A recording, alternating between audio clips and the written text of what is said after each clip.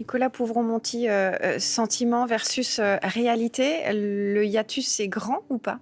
En tout cas, en parlant de sentiment de submersion, ce qui était effectivement la déclaration initiale du Premier ministre, François Bayrou a pris acte d'une situation plutôt qu'il ne l'a créée. C'est-à-dire que l'Institut ELAB a conduit la semaine dernière une enquête d'opinion pour savoir si les Français partageaient à titre personnel ce constat. On se rend compte qu'il y avait 67% des sondés qui disaient partager le constat d'une submersion migratoire. C'était les termes qui étaient repris. Alors évidemment, c'est 90% de l'électorat du Rassemblement national, mais c'est aussi 2/3 de l'électorat macroniste. C'est aussi une petite moitié, plus de 40% de l'électorat socialiste. Donc finalement, le clivage qui s'est cristallisé sur ces mots ces derniers jours est un petit peu en décalage avec l'opinion. Et pour ce qui est des faits, alors évidemment, le terme de submersion, il est connoté de manière péjorative. Il n'en demeure pas moins qu'il est factuellement vrai d'affirmer qu'il n'y a jamais eu autant d'immigration en France qu'aujourd'hui, qu'on s'en réjouisse ou qu'on le déplore. C'est-à-dire que le nombre annuel de titres de séjour nouveaux que la France accorde chaque année a été multiplié par 3 depuis la fin des années 90. Le nombre de demandes d'asile a été multiplié par 3 depuis la fin des années 2000. L'immigration clandestine, dont François Bayrou parle notamment, elle est difficile à appréhender par nature, mais si on prend un indicateur classique qui est l'aide médicale d'État, le nombre de ses bénéficiaires a lui aussi triplé en 20 ans.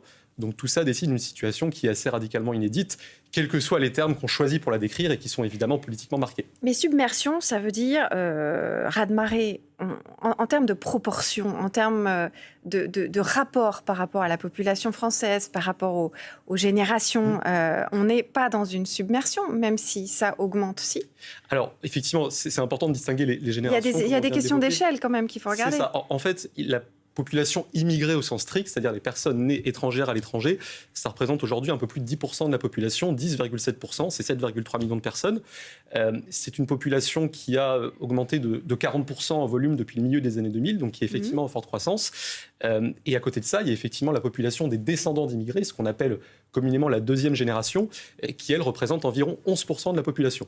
Donc sur 2 générations, on peut dire qu'il y a environ 22% de la population de la France aujourd'hui qui est issue de l'immigration, mais ce qui regroupe des immigrations européennes, africaines, asiatiques. Là, on est vraiment sur l'ensemble, finalement, sur la consolidation. Mais ce sont des gens qui sont français aujourd'hui, donc on ne peut plus les distinguer. Pour ce qui est de la deuxième génération, elle est effectivement très largement française. De ce point de vue-là, la question qui se pose aujourd'hui est celle de l'accélération des flux et de l'éventuel impact que cette accélération des flux peut avoir sur la politique d'intégration au sens très large. C'est-à-dire que François Bayrou évoque la situation à Mayotte qui est effectivement très singulière, mais il y a d'autres réalités territorialement marquées qui posent quand même beaucoup de questions. Si on prend le cas de la Seine-Saint-Denis, en 2018, les députés Coco Endo et Cornu-Gentil avaient produit un rapport parlementaire sur la situation des politiques publiques en Seine-Saint-Denis, et ils avaient estimé que dans ce seul département, la population d'étrangers en situation irrégulière était comprise entre 150 et 400 000 personnes. Vous voyez, 400 000 personnes, c'est un quart de la population officielle du département. Comment on mène une politique d'intégration lucide, éclairée, quand on ne sait pas s'il y a 150 ou 400 000 personnes en situation irrégulière? Ça pose quand même d'importantes questions pour l'efficacité, y compris des politiques d'intégration.